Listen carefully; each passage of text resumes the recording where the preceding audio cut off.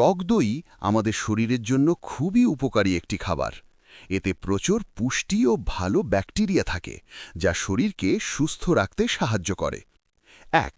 হজম শক্তি ভালো করে। টক দইয়ে ভালো ব্যাকটেরিয়া থাকে, যা পেটের হজম শক্তি বাড়ায় এবং গ্যাস বা বদহজম কমাতে সাহায্য করে। ২. পেট ঠান্ডা রাখে।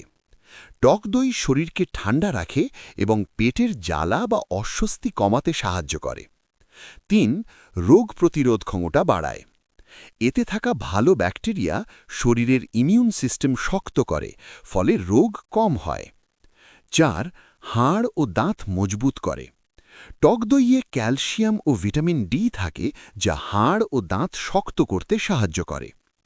৫. ত্বকের জন্য ভালো।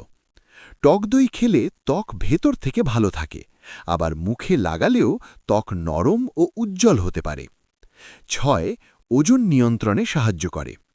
টক দই পেট ভরা রাখে, তাই অতিরিক্ত খাওয়ার প্রবণতা কমে এবং ওজন নিয়ন্ত্রণে থাকে। খাওয়ার ভালো সময়: দুপুরে বা বিকেলে খাওয়া ভালো। গরমের সময় শরীর ঠান্ডা রাখতেও উপকারী। সতর্কতা: রাতে বেশি টক দই খেলে কিছু মানুষের ঠান্ডা বা কফ বাড়তে পারে। খুব বেশি টক বা নষ্ট দই খাওয়া উচিত না।